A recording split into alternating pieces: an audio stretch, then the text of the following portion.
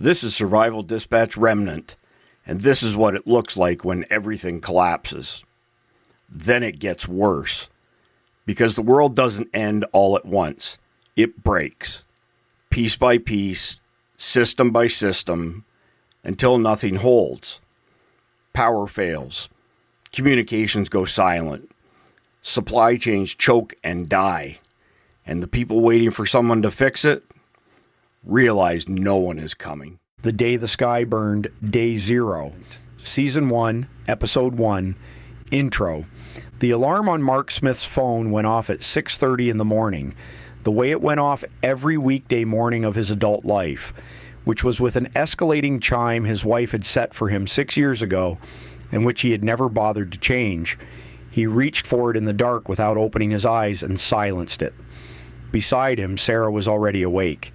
He knew she was already awake because the bed was half cold on her side, and because there was a sliver of light under the bathroom door. Sarah had been getting up before him for as long as they had been married. It was one of the things he had come to rely on about her without ever saying so out loud. He sat up on the edge of the bed in the dark and put his feet on the cold floor and scrubbed his hands over his face. Tuesday, loan committee at 10. A conference call at 11:30 he was going to try to push to Wednesday. Lunch with a client who wanted a line of credit Mark was not inclined to extend. He stood up, stretched his back until something between his shoulder blades clicked, and walked down the hall to the kitchen in bare feet. The kitchen was already warm with coffee. Sarah was standing at the counter in her scrubs, hair pulled back, reading something on her phone with the little crease between her eyebrows that she got when she was reading something she did not like.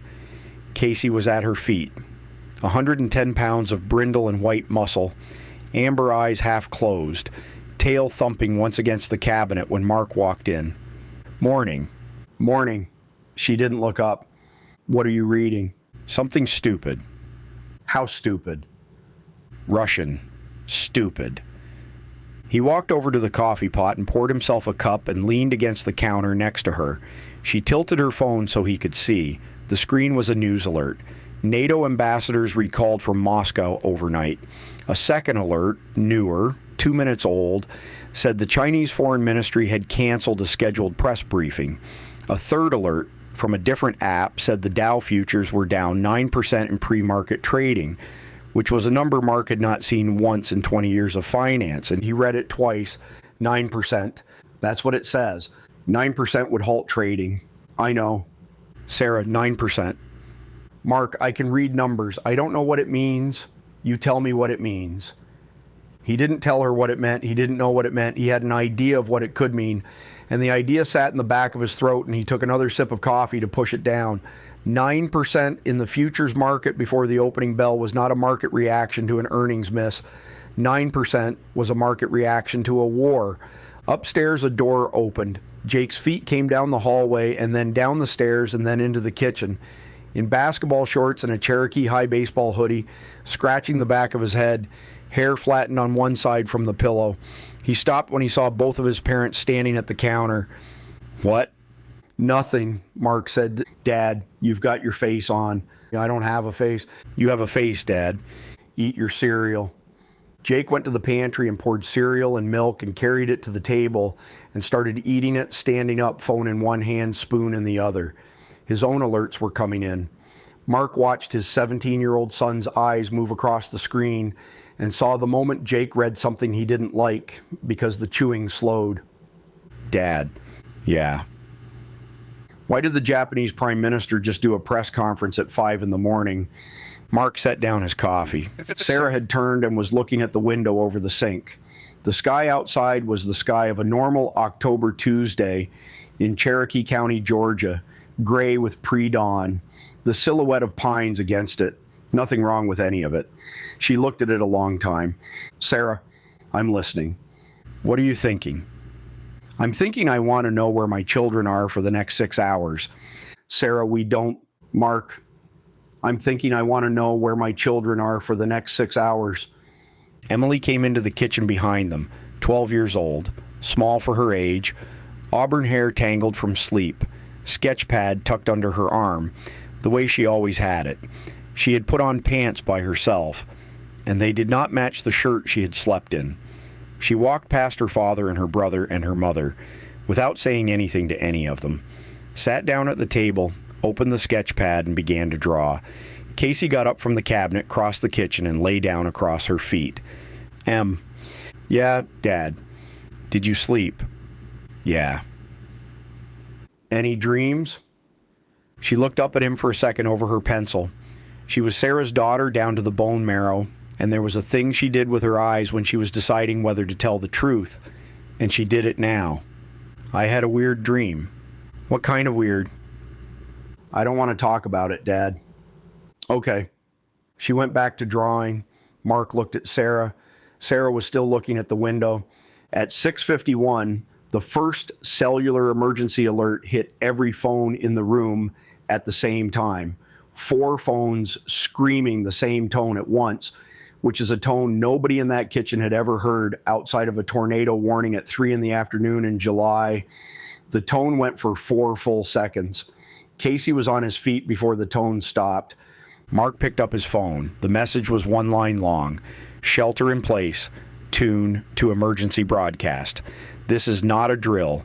No county, no hazard type, no duration, no instructions on where to shelter or what to shelter from. Sarah, I see it. Sarah, it doesn't say what kind. I see it, Mark. Jake was reading his phone. Emily was looking at her mother. Casey was standing at the back door with his ears up and his head tilted. Mark set his coffee down very carefully on the counter and crossed to the television in the living room and turned it on. The television came on to the local morning news, which was not the local morning news. It was a national feed. It was a man Mark had never seen before, at an anchor desk that was not set up for him, reading from something off camera, with the bottom third graphic still trying to load. The graphic came up mid-sentence. It said, in all capital letters, confirmed detonations. Mark stood very still in his own living room with a coffee cup in one hand and looked at his television. Behind him, in the kitchen, Sarah said, without raising her voice, Mark, come here, now. He turned. She was at the window over the sink. She was looking south, the sky to the south, over the tree line, in the direction of downtown Atlanta, 40 miles away, had just flashed white. Segment 1. Mark crossed the kitchen in 3 strides, and his wife did not move from the window. He looked over her shoulder out through the glass, and the yard was full of gray dawn light, and the pines were still. And the sky behind the pines to the south was doing something the October sky over Cherokee County, Georgia, had never done in the 15 years he had lived in this house. A second flash came while he was looking. Not lightning. There was no weather. It was a white that had a yellow edge to it. And it was not in the sky, it was under the sky, low on the horizon behind the trees, the way a flashbulb fires behind a curtain. It came and it went, and it left a bruise on the air that his eyes could still see after the flash was gone. Mark, I see it. Mark, that's not... I see it, Sarah. Jake was at the kitchen doorway with his cereal bowl still in his hand, and he said in a voice Mark had not heard from his son since he was 9 years old, Dad, what was that? Mark did not answer him. A third flash came, farther west this time, not in the direction of Atlanta, in the direction of the horizon past the Alabama line. It lit the bottoms of the clouds for a full second and a half, a color that was not any color Mark had words for, and it went out slowly instead of all at once, which was somehow worse than if it had gone out all at once. Casey was at the back door. His ears were up. His tail was down and still. A low thing had started in his chest that was not a growl, not yet. It was the sound before a growl. Mark had heard that sound from that dog twice in 4 years, once at a coyote in the back fence line, and once at a man who had walked up the driveway at night looking for an address, and both times the sound had meant something was not right. Sarah turned from the window. Jake. Yeah, Mom. Go wake up your sister. No, she's up. She's at the table. Go get her and bring her in here and put on shoes, real shoes, not sandals. Okay. Go. He went. She looked at Mark. Basement. Sarah. Basement, Mark. Sarah, we don't know what that is. We know exactly what that is. He did not answer that. She took him by the sleeve of his t-shirt, which was something she had not done in years, and which he understood in the moment to be a thing she was doing on purpose, a contact thing, a way of reaching through the fog in his face that he could feel was there even from the inside.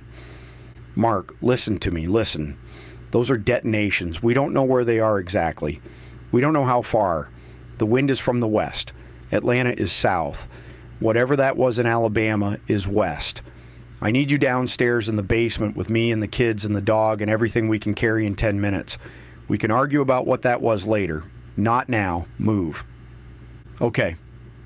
Mark. I said, okay. I'm moving. She let go of his sleeve. He moved. Emily came in from the kitchen with her sketch pad clutched to her chest and her eyes very wide, and Jake right behind her with his hand on her shoulder. Sarah knelt down in front of her daughter and put both hands on her daughter's arms. Em, we're going to go to the basement for a little while. Is it a tornado? No, sweetheart. Then what is it? I'll tell you in the basement. I need you to go get your shoes on. The old ones, not the new ones. And a hoodie. Jake, go with her and help her. And bring your own stuff. I want everybody in the basement in 5 minutes. Okay. Jake, listen to me. If the tone goes off again on the phones, don't stop to read it. Just come down. You hear me? I hear you. Go. He went. Emily went with him. Casey watched them go. Mark was already moving. He was in the garage. He pulled open the pantry door that opened into the garage, and he grabbed the 2 cases of bottled water off the bottom shelf. The ones Sarah had been rotating for 2 years, that he had been making jokes about for 2 years, and he carried them through the laundry room toward the basement stairs. The basement stairs were at the end of the hall behind the laundry room. He set the water down at the top of the stairs and turned around and went back and grabbed the old emergency kit from under the utility sink. The red plastic one Sarah had packed with batteries and a flashlight and a hand crank radio, and he had never once looked inside, and he carried it to the top of the stairs too. Sarah came past him with an armload of medication bottles, a zipper bag of documents, and the trauma kit he had not known they owned. She did not stop. She went down the stairs. He heard her switch on the light down there, and he heard her swearing at something under her breath. Casey followed her. He turned around and went back to the kitchen. The television was still on. The man at the anchor desk was still reading. The graphic at the bottom had changed. It now said multiple confirmed detonations East Coast. And the man at the anchor desk was saying, in a voice that had started to shake, reports at this hour of detonations near Norfolk, Virginia, and the greater Washington metro area. We are also receiving unconfirmed reports from West Coast stations of a detonation in or near San Diego. To repeat, we are receiving these reports unconfirmed and are working on the signal cut. The screen went to color bars. Mark stood there in his own living room and looked at the color bars on his own television, and the color bars stayed up for about 3 seconds, and then the screen went to black. The little red light on the cable box was still on. The television was still on. The signal was gone. He walked back into the kitchen. Outside the window in the direction of downtown Atlanta, the sky was no longer flashing. The sky was now the color of something burning behind a hill, a dirty red smear along the horizon, low and wide, with a column of something rising out of the middle of it that he did not want to look at directly and could not stop looking at. Sarah came up from the basement. Mark, Atlanta. I saw. Sarah, Atlanta. I know. Your mother is in Marietta. She looked at him. She did not answer. She walked past him into the garage and she started pulling tubs. Segment 2. The first tub weighed 60 pounds, and Sarah dragged it 2 feet across the garage floor before Mark got his hands under the other end of it. They carried it together, backward down the laundry room, around the corner, down the basement stairs. Casey went down the stairs ahead of them. Sarah set her end down on the concrete at the bottom of the stairs and did not stop to breathe. She went straight back up the stairs past him for the second tub. Sarah, slow down, slow down. No. Sarah, we have time. We don't know how much time we have, and I'm not going to find out the hard way. Second tub, Mark. Now. They got the second tub. They got the third tub. They got the 2 5-gallon water jugs off the workbench in the garage. They got the hand crank radio and the 3 lanterns out of the pantry. Sarah carried the zippered pouch of medications down in one hand and the trauma kit in the other, and she did not stop to put either one down until they were both on the folding table in the corner of the basement that had been set up, Mark now saw for the first time, for exactly this purpose. The basement was an unfinished walkout. Concrete floor, open ceiling, washer and dryer on the near wall. The far wall was poured concrete, below grade, the back of the hill. The folding table was against the concrete wall. There were 3 camping cots leaning against the wall behind the table that Mark had last seen at a Boy Scout weekend 6 years ago and had assumed were in the attic. They were not in the attic. They were in the basement, where Sarah had apparently staged them at some point and never mentioned. She was already setting up the cots. Jake came down the stairs with Emily behind him. Emily had her hoodie on. She had shoes on. She had the sketch pad. She had, tucked under her other arm, a stuffed rabbit that Mark had not seen her carry in 3 years. She stood at the bottom of the stairs holding it, and she looked around the basement, and she looked at the tubs and the table and the cots and the trauma kit, and she looked at her mother. Mom. Yeah, Em. You did this already. I did, sweetheart. When? A while ago. How long? A while ago, Em. Emily looked at her father. Dad didn't know. No, sweetheart. Dad didn't know for how long. Em, we don't have time to... 2 years, Mark said. He said it to the concrete wall because he was not going to look at his daughter when he said it. Mom's been doing this for 2 years and I didn't know. Emily looked at him a long time.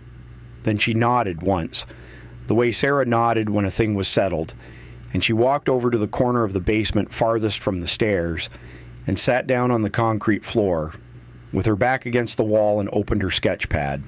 Casey followed her and lay down between her and the stairs. He did not lie down next to her. He lay down between her and the stairs. Mark watched him do it, and he understood, a second too late, what the dog was doing. Upstairs through the basement ceiling, the television in the living room did nothing because the television was off. The house was quiet in a way houses in 2020s. America were not ever quiet. No furnace, no refrigerator cycling, no hum from the router, no traffic on the street, nothing. Sarah. Yeah? Power's out. I know. When did it? About the time the TV cut. I watched the kitchen light flicker and die while you were standing in the living room. The whole neighborhood? I don't know. I haven't looked. Jake was at the basement stairs. He had his hand on the rail. He had already started back up the stairs. I'll look. Jake. I'll look and I'll come right back down, Mom. Jake, you don't go out of the house. You stand at the kitchen window and you look and you come back. Okay. Jake. I heard you, Mom. He went up. Sarah watched him go. She did not follow him. Mark watched her watch him, and he understood that his wife was measuring something about their son in real time, and that she was measuring it because she was not going to be able to keep him inside the house forever, and she was trying to figure out how much rope to give him today. She turned back to the tubs. She opened the first one. Mark, come here. He came. She pulled out a stack of printer paper in a zippered plastic pouch. On the top page, in her own handwriting, in black Sharpie, it said, Protocol, grid down. She handed the pouch to him. Read it. Sarah, Mark. Read it. I wrote it 2 years ago. I wrote it for this morning. Read it. He opened the pouch. He read it. It was a list. 27 items numbered in her nursing school handwriting. The first item was confirm family inside. The second was close and lock all doors and windows. The third was fill every container with water before pressure drops. The fourth was pull main breaker. The fifth was do not open the door for anyone, not even family, until M and S agree. He read down the page. Communications, food, light discipline, hygiene, medical. He got to item 23. It said, if fallout is a concern, basement, interior room, away from walls facing threat direction. He read item 24. It said, threat directions from home, south, Atlanta Metro, west, Huntsville/Redstone. He read item 25. It said, do not panic. We have run this. You know what to do. He stood there in his own basement holding a list his wife had written for the end of the world, and he did not say anything for a long time. Mark. Yeah? Item 3. Water. Filling every container. Item 3, Mark. We're losing water pressure by the minute. Go upstairs and start filling the bathtubs, both of them. Every sink, every pot in the kitchen, every pitcher, every bucket. You don't drink the first minute of what comes out. We'll filter it later. Go." He went. Jake was at the top of the stairs when Mark came up. His face was white. "Dad, the whole street is dark. There's a car stopped in the middle of Jeffers Drive. Nobody's in it. The driver's door is open." Okay. "Dad, bathtub, Jake, upstairs, now, go." Jake went. Mark went. Segment 3. The water in the upstairs bathtub came out clean for about 45 seconds, and then it came out the color of weak tea, and then it came out with a rusty brown thread in it that swirled and did not dissipate. Mark stood at the edge of the tub and watched the color change, and he did not shut off the tap because Sarah had said to fill everything that would hold water, and a bathtub of tea-colored water with a rust thread in it was still water that would filter. The tub filled. He shut off the tap when it was 3 inches from the rim. He moved to the sink. The sink was colder. The pressure was lower. He plugged the sink with the stopper and turned the tap on and left it running and moved down the hall to the other bathroom. In the other bathroom, Jake was already at the tub. He had his phone in his back pocket, face down. He was watching the tub fill. He was not looking at Mark when Mark came in. "Dad." "Yeah."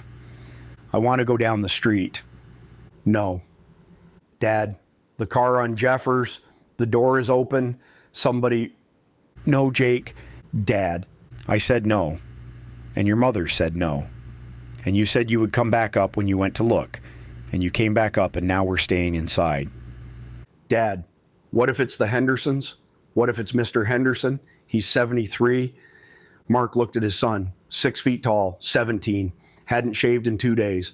There was a streak of something gray on his forehead that was maybe drywall dust from the basement, maybe something else. His eyes were wet, and he was pretending they were not.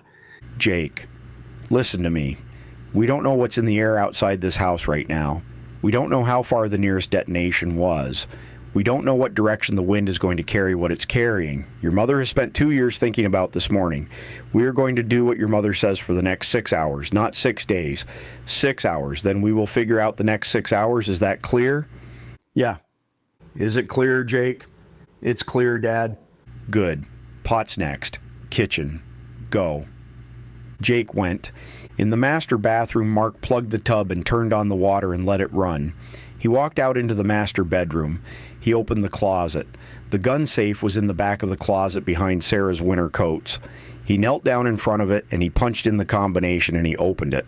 Inside the safe were 2 rifles, a shotgun, a revolver, a 9mm pistol, and he saw for the first time 4 additional boxes of ammunition that he had not purchased. The ammunition in the back of the safe on the bottom shelf was in boxes Mark had not seen. Sarah had bought ammunition. He had not known she knew how to buy ammunition. He took the shotgun out of the safe. He took the 9mm pistol out of the safe. He loaded the shotgun with 6 rounds and set it on the bed. He loaded the pistol with 15 rounds and slid around into the chamber and set it on the bed next to the shotgun. He stood there a long moment, looking at the 2 loaded weapons on his own bed, in his own bedroom, in his own house at 5 minutes past 7 in the morning on a Tuesday. Downstairs in the basement, Casey barked once, sharp, 1 bark, then silence. Mark picked up the pistol and went to the stairs. "Sarah." Casey heard something, not in the house, outside. Outside where? "Front of the house, by the road. I'm coming down." He went down with the pistol in his hand. Emily was still in the corner with her sketch pad. Casey was at the bottom of the basement stairs now, facing up. His tail was stiff, his head was low. Sarah was already moving toward the small window, high on the wall that looked out at ground level toward the front of the house. "Sarah, don't stand at the window." "I'm not standing at the window, I'm looking at the window." She crouched under the window and came up slowly and put her eye to the corner of it. She held there for about 5 seconds. She came back down. "There's a man on Jeffers Drive." "What man?" "I don't know him. He's middle-aged. He's walking. He's carrying something. I can't tell what." "Walking toward us, walking past us, toward the cul-de-sac. Mark, he's not walking right." "What does that mean?" "I don't know. It means he's not walking right. He's walking like somebody who isn't thinking about walking." Mark came to the window and crouched and looked. The man was in the middle of Jeffers Drive. He was wearing a bathrobe over a t-shirt. He was barefoot. He was carrying what looked like a cordless house phone in his right hand. He was walking down the center of the street at a pace that was neither urgent nor slow, his head forward, his eyes open. And as Mark watched, the man lifted the phone to his ear and spoke into it and put it down again and kept walking. There was nobody on the other end of that phone. There was nobody on the other end of any phone in Cherokee County at that moment. The man lifted the phone again, spoke again, put it down again. Casey's chest had gone tight and silent. The low sound in him was gone now. What was in him now was just the watching. Mark. I see him. Mark. That man. I see him, Sarah. He's going to walk past the house and he's going to be fine. We are not going to open the door. Are we clear? We're clear. I don't want the children to see him. Okay. The man in the bathrobe walked past the front of the Smith house at a steady pace, lifting the cordless phone to his ear every 20 or 30 feet, speaking into it, lowering it, walking on. He did not look at the Smith house. He did not look at anything. He walked down Jeffers Drive and around the bend toward the cul-de-sac and disappeared behind the hedge at the corner, and he did not come back. Sarah sat down on the concrete floor with her back against the wall. Mark. Yeah. That man is in shock, or something worse. I've seen people in shock. That was close to shock. That wasn't shock. What was it? I don't know. He didn't know either. She was quiet for a long time. Mark, I need you to go get Jake, and I need you to bring him down here.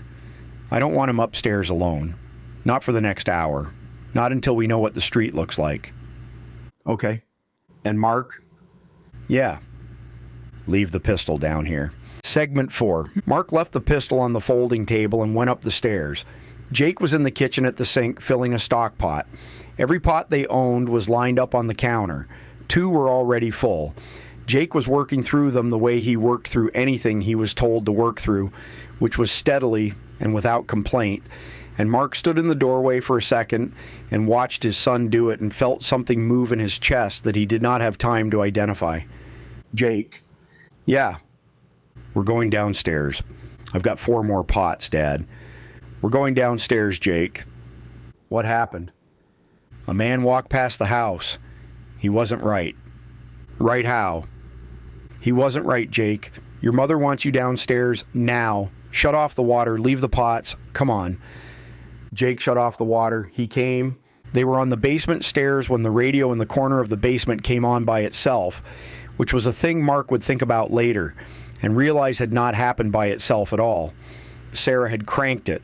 She had cranked it while he was upstairs, and she had set it on the table, and she had turned it on, and she was crouched in front of it with her ear near the speaker, and a voice was coming out of the speaker, and the voice was saying something Mark could not hear from the stairs, but that had made Sarah go very still.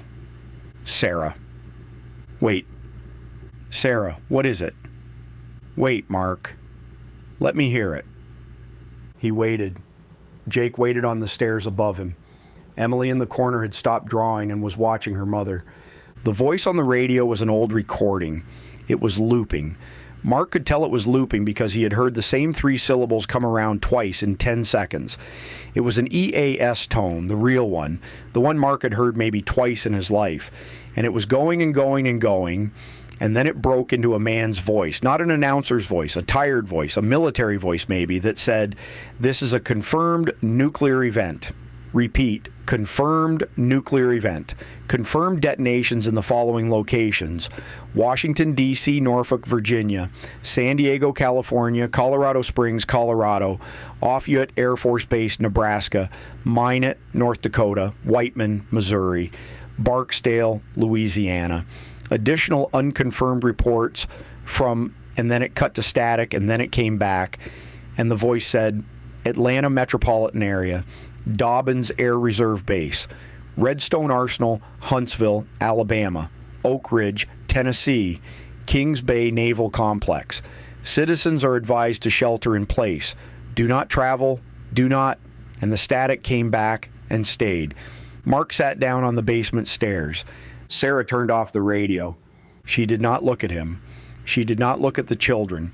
She sat on the floor for a moment with her hands on her knees, very still, the way she sat when she was praying, although she was not praying that Mark could tell.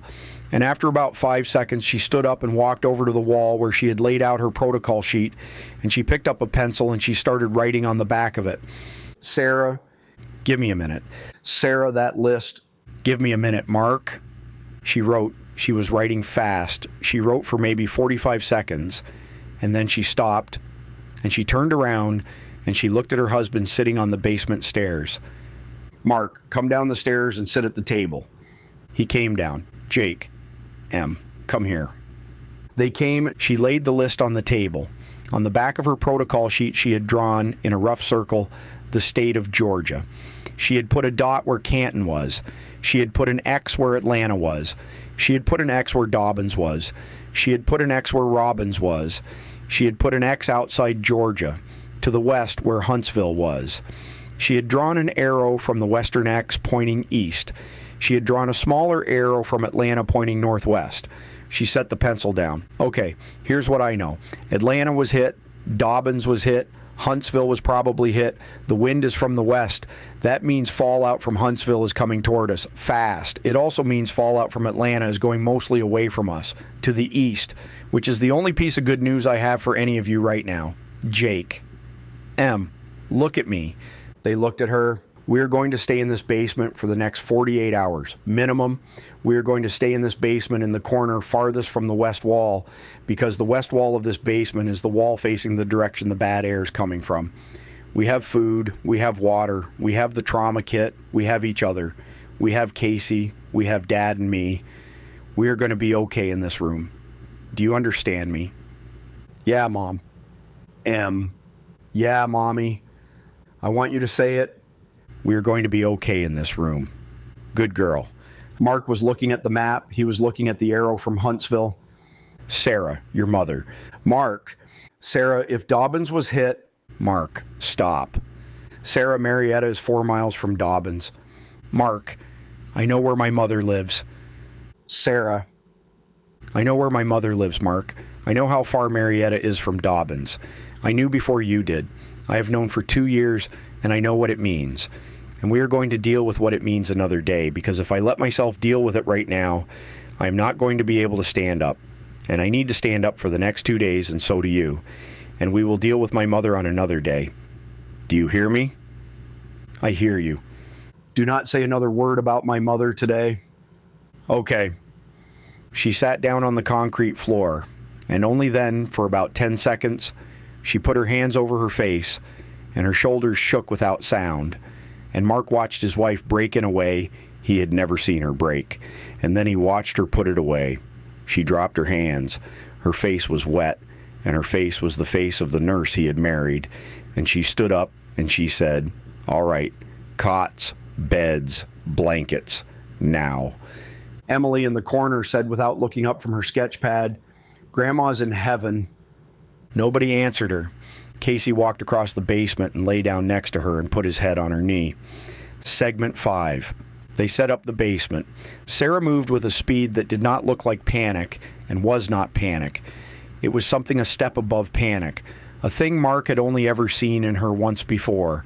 On the night Emily at 3 years old had stopped breathing in her crib, and Sarah had walked across the bedroom and taken their daughter out of the crib and cleared her airway and brought her back to breathing without once raising her voice or hurrying her hands.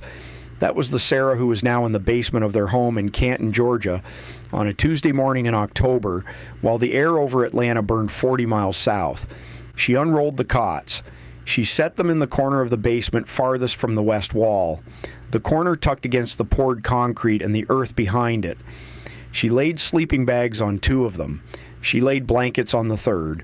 She opened the 2nd tub and pulled out a roll of heavy plastic sheeting and a roll of duct tape. And Mark, who had stopped being surprised by anything in this basement about 20 minutes ago, helped her without asking what it was for. "Mark, the small window, the one we looked out of." "Yeah." "I want it covered, plastic on the inside, tape on all 4 edges, all the way around, airtight as you can get it." "Okay." Then the door at the top of the stairs, same treatment. Plastic over the inside of the door, tape on all 4 sides of the door frame, We are going to try to keep the air in the basement as isolated as we can. Sarah, if something's already in the air, we are going to reduce what gets in from here forward. Every molecule we keep out is a molecule we don't breathe. Go. He went. He taped the small basement window. He taped the door at the top of the stairs. He did the work Sarah had told him to do. And while he was doing it, he thought about a million things at once. And the thing he thought about most was his mother-in-law. Sarah's mother was a 71-year-old widow who lived in a ranch house on the west side of Marietta with a rescue cat named Bernard and a bridge club on Thursdays and a standing Sunday lunch at the Smith House. If Dobbins Air Reserve Base had been struck, the mother of his wife had been in the lethal radius of a thermonuclear event without any warning whatsoever. He thought about that while he taped the door frame. He thought about the fact that he had seen his mother-in-law exactly 11 days ago at the kitchen table upstairs, eating a piece of pie and asking him if Jake had decided about college yet. He thought about the fact that he had never once told his mother-in-law that he loved her. He had thought it. He had never said it. That was going to be a thing he had to live with now. The fact of not having said it, and he did the taping, and he did not say any of this out loud. When he came back down the stairs, Sarah was changing Jake's shirt. Jake was standing with his arms out and Sarah was pulling his hoodie over his head because Jake's hoodie had been worn into the garage and then up to the kitchen window and then downstairs and then up again.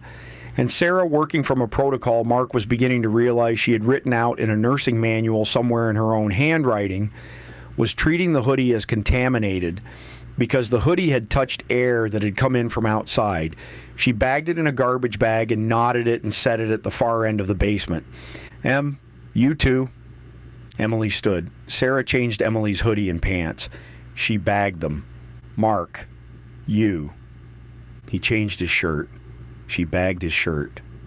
And Casey. Sarah, we can't. Not him, just his feet. Wipe down. I've got wipes. It's not perfect, but it's something. Hold his collar. I'll do his paws. She wiped Casey's paws. Casey allowed it. His amber eyes watched her work, and every 40 or 50 seconds they flicked to the basement door at the top of the stairs, and back to her, and back to the door.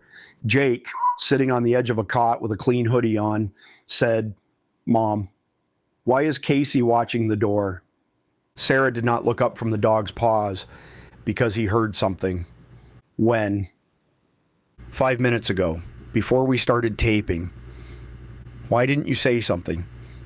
Because we were taping and there was nothing to do about it. And now we're done. And now we're listening. They listened. At first there was nothing. Then above them, a long distant sound that Mark could not place. It was not thunder and not wind.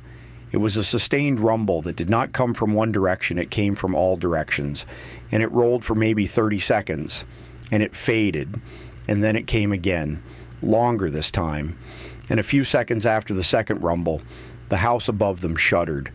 Once, in a way the house had shuddered in ice storms and in the big straight-line winds 2 summers ago. But not like this, because this shudder came with a low-pressure change that Mark felt in his ears.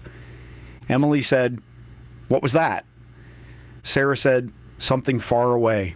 Mark said, "A long way away." Jake said, "Huntsville." Nobody answered him. The rumble faded a second time. There was a long silence, and then for the first time since they had come down into the basement, they heard a siren. It was a long way away. It was almost certainly an emergency vehicle that was running on a call it was not going to be able to finish. It wailed for about 15 seconds, Doppler shifted and faded, and did not come back. Jake said quietly, "Mr. Henderson." Jake. "I know, Dad." "I know you wanted to." "Dad, I heard you. I heard Mom.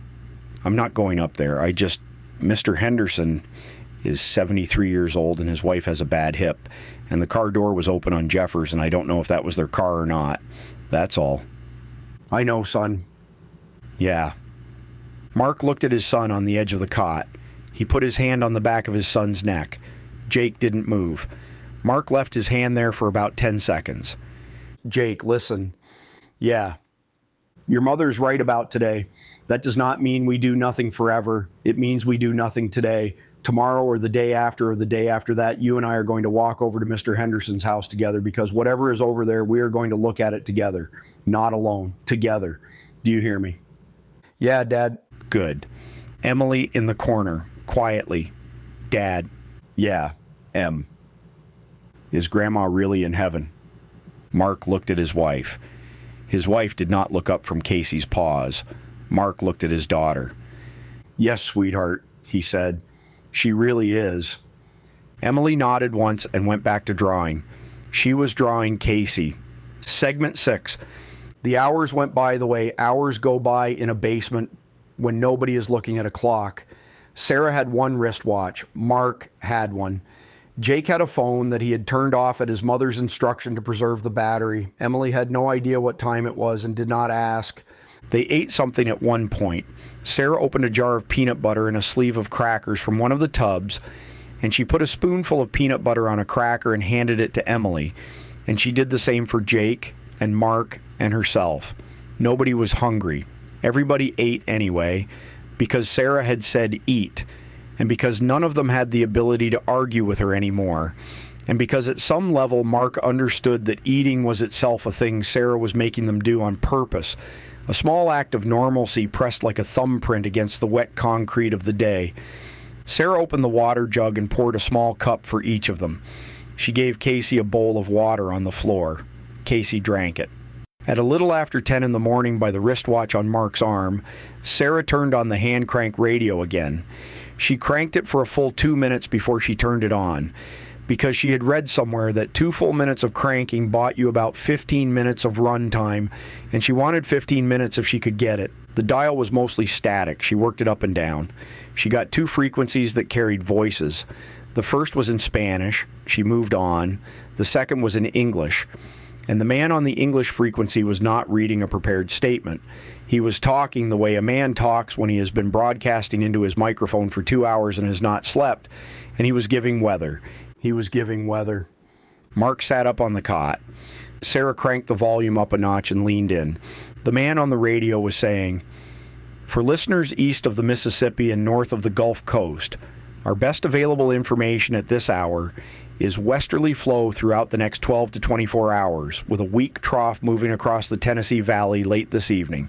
This means, for listeners in North Georgia, North Alabama, and East Tennessee, fallout from western events will continue to move in your direction. If you are in a shelter, remain in a shelter. If you are not in a shelter, shelter immediately. Do not travel, do not attempt to drive west under any circumstances. We have reports of I-20 westbound, I-24 westbound, and I-75 northbound, all experiencing conditions we can only describe as..." And then the frequency broke into static for about 15 seconds. And when it came back, the man was in the middle of a different sentence. Norfolk, Washington, San Diego, Offutt, Minot, Whiteman, Barksdale, Dobbins, Redstone, Oak Ridge, Kings Bay, and multiple additional sites we have not yet confirmed. Civilian casualty estimates are premature. We are going to come back in 30 minutes. God bless you. Shelter in place. The voice went. Sarah turned the radio off.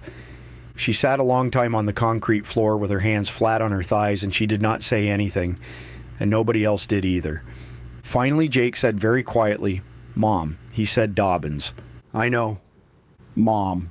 That means..." "I know what it means, Jake. Does Dad know what it means?" "Yes, he does." "Mom, does Grandma..."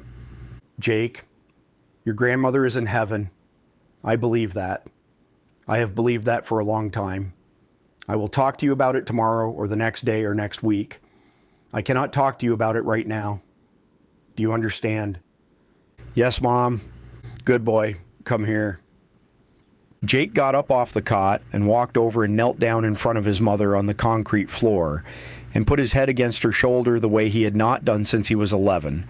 And Sarah put her hand on the back of her son's head, and she held him there for maybe a minute without saying anything. And then she let him go. She stood up. "All right, we are alive. We are in this basement. We have food and water for 10 days. We have each other. We have Casey.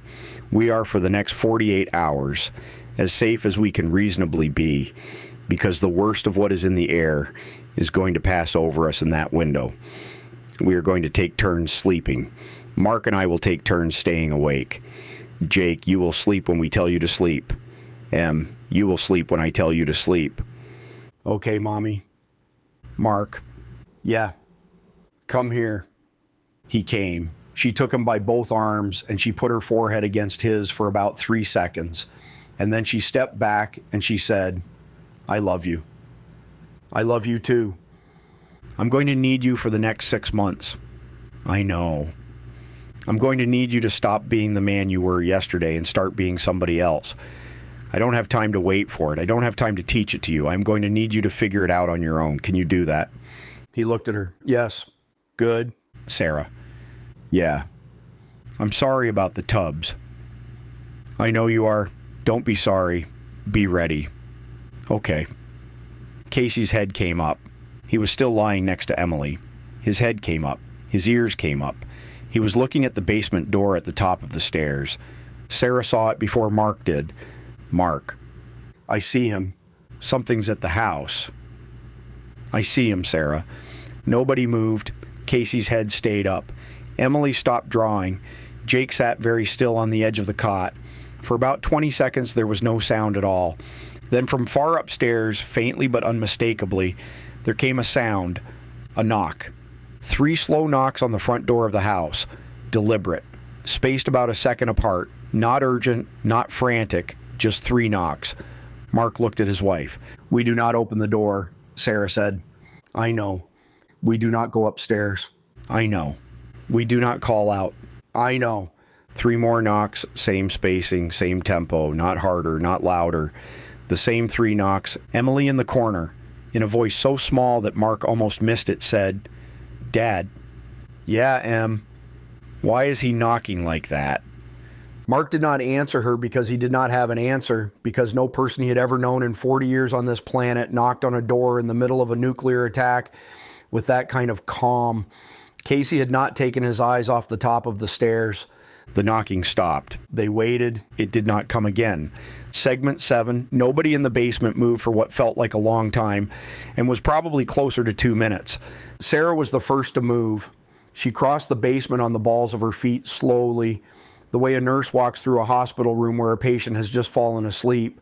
And she got to the folding table where the pistol was, and she put her hand on the pistol without picking it up, and she turned and looked at Mark. Mark got off the cot. He came to the table. He took the pistol. Sarah. Not upstairs. Sarah, we need to know. We do not go upstairs, Mark. Whatever is at that door can stay there for the rest of the day and for the night. We have plastic on the basement door. We have plastic on the window. Whatever is out there is not getting in, and we are not going up there. What if it's a neighbor? Then they will come back tomorrow. What if it's Mr. Henderson? Sarah looked at him. Her hazel eyes were very steady and very tired and very certain. Mark, Mr. Henderson would shout. Mr. Henderson would pound. Mr. Henderson would call our names. A man who is scared pounds. A man who needs help shouts. A man who is dying cries out.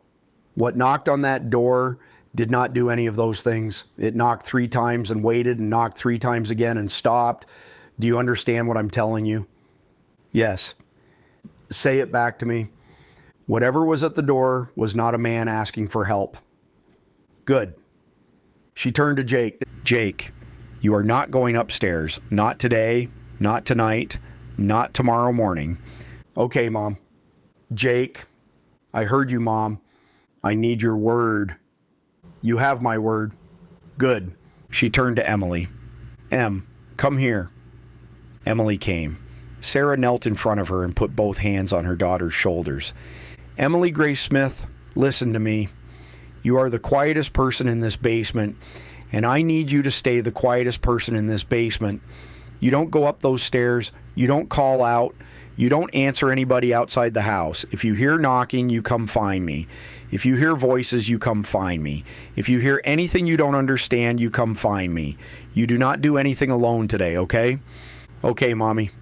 Good girl. She kissed her daughter on the top of the head and stood up. Mark, come here. They went to the far corner of the basement, out of the kid's earshot. She was close to him. Her voice was very quiet. I need to tell you something I did not put on the list. Okay. We are going to be in this basement for 48 hours if we are lucky, more if we are not. After that, the fallout gets survivable in the outdoor air for short exposures. We will be able to go upstairs. We will not be able to leave the house, not for a couple of weeks at least. And the country that is out there, Mark, is not the country that was there yesterday. There are going to be people on our street who did not make it. There are going to be people on our street who did make it and are going to need help we cannot give because we cannot give help and stay alive. And there are going to be a few people maybe who made it and are not. They are not going to be all right. Something in them got broken by this. Something in the air or in the fear or in whatever else came down with those warheads, because I can tell you as a nurse that a lot of them have payloads that are not just heat and blast. The man on Jeffers was one. Whoever was at the door just now was maybe another. We are going to see more of them in the days ahead. Not a lot, just some. And you need to be ready for it. And you need to not ask me to be ready for it alone. He nodded. Okay. Mark, I said, okay, Sarah. I mean it. I hear you. I'm with you. Good. She let out a long breath. He had not noticed she had been holding one. She went and sat on the edge of Emily's cot, and Emily climbed into her lap, and Sarah held her daughter. And for a few minutes, nobody said anything. Jake lay down on the other cot with his forearm over his eyes. Mark sat in the folding chair by the table with the pistol in his lap and the shotgun across his knees and watched the stairs. After a while, Jake spoke without moving his arm. Dad? Yeah. Do you believe in God? Mark looked at his son for a long moment. This was not a conversation they had ever had. This was not a conversation he had been prepared to have. It was also not a conversation he was going to duck. I believe in a God, Jake. Your mother's God, the one she reads the Bible for in the morning. I don't know that I know him the way she does. I don't know that I've ever worked at it. I don't know that I've ever had to. Do you think he let this happen? I don't know, son. Do you think he could have stopped it? I don't know, son. Dad? Yeah, I'm scared. Me too. Dad? Yeah, Mom's not scared. Mark looked at his wife sitting on the edge of a cot in a basement in Canton, Georgia, holding a 12-year-old daughter in her lap while the world outside burned. Your mother's scared, Jake. She's just not letting it drive. Jake did not answer. After a while, his breathing got slow, and Mark looked over and saw that his son had actually fallen asleep and was not pretending. 17 years old, in a clean hoodie, in a basement, on a cot, at 10:53 in the morning, on the worst day in the history of the United States of America, asleep. Mark watched him sleep, and he did not know whether it was exhaustion or adrenaline crash or the body of a teenage boy doing what the body of a teenage boy does when it has no more inputs to process, but he was glad of it. Emily in Sarah's lap said, Mom. Yeah, baby. Can we pray? Sarah looked up at Mark across the basement. Mark looked back at her. He did not look away. Yes, Sarah said. We can pray. Can Daddy pray? Mark did not say anything. Daddy can pray too, Sarah said. Daddy's going to learn. Outro. The afternoon in the basement was a slow, strange thing. Sarah slept for an hour on the cot with Emily tucked against her chest. Mark sat in the folding chair by the table and did not sleep. Jake slept on the other cot and did not move. Casey lay across the bottom of the stairs with his head on his paws and his amber eyes half open and did not sleep either. Around 2 in the afternoon by Mark's watch, a second distant rumble rolled through the house. It was longer than the first one and deeper, and the pressure change that came with it was smaller, which suggested it was farther away than the first one had been. Mark did not know whether that was secondary detonations or sympathetic explosions at oil terminals, or ammunition dumps going up in the fires that must by now be burning across the southeast. He did not want to know exactly. He noted the time, 2:06. He wrote it down in his own handwriting on the back of Sarah's protocol sheet. Outside, through the plastic and the tape and the insulation and the earth, The world that had been the world of his adult life was ending, and the ending was not loud. The ending was quiet. The ending was the absence of the hum of the refrigerator, the absence of the distant wash of I-575 traffic, the absence of the dishwasher next door, the absence of the mower 3 houses over. The silence pressed down on the house like weight. Around 4, Sarah woke up. She sat up carefully so as not to wake Emily, and she slid Emily off her and laid her down on the cot and covered her with a blanket. And she came over to the folding chair. "Mark, I'm here. You sleep." "I'm all right." "You sleep, Mark. I've got the next 4 hours. You sleep or you won't be any good to me tonight." Sarah. Sleep. He slept. He did not dream. Or if he did not remember it when he woke up, which was to Casey's low growl and Sarah's hand on his shoulder. The basement was dim. The lantern was down low. Sarah's face was close to his, and her hand was on his shoulder, and she was not speaking. He sat up slowly. Casey was at the bottom of the stairs. His whole body was rigid. His lips were pulled back off his teeth. The low growl in his chest was a real growl now. Not the sound before a growl, the real thing, steady and continuous and very quiet. At the top of the stairs, on the other side of the door, on the other side of the plastic and the tape, there was something. Mark listened. It was breathing. It was breathing very slowly and very deliberately, in a rhythm that was not the breathing of a person who had come down into a basement stairwell out of breath or out of fear. It was the breathing of something standing at a door, on purpose, listening. Mark looked at his wrist. 7:53 in the evening. He looked at Sarah. Sarah's eyes were on the stairs. The pistol was in her right hand. She had taken the pistol off his lap while he slept, and she was holding it down at her thigh, and she was not pointing it at anything yet. The breathing at the top of the stairs stopped. There was a pause of about 3 seconds. Then, very softly, as if someone was listening for them as much as they were listening for it, there was a sound of weight shifting on the other side of the door. A weight leaning, maybe. A weight testing the door, maybe. The plastic sheet made a very small crackling sound.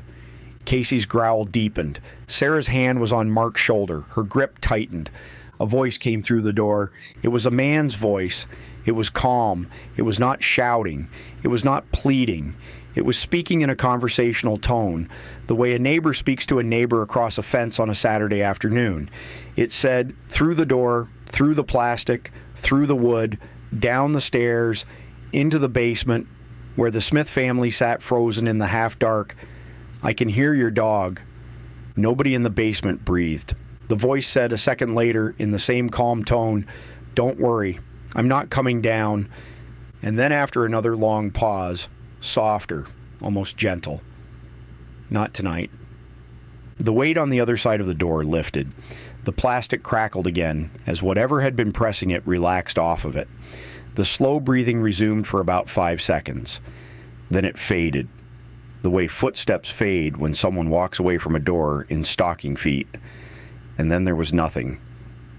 Casey stayed at the bottom of the stairs. Sarah did not lower the pistol. Mark sat on the edge of the cot in the dim lantern light of his own basement, and he listened to the silence above him, and he understood that the world he had woken up in at 6:30 that morning was not only gone, it had been gone for a long time before it had ended, and no one had told him. Above them, somewhere upstairs, something moved once more, softly, and then the house went quiet, and stayed quiet, and the night came down over Canton, Georgia, and over the country, and over what was left of it. This is not over.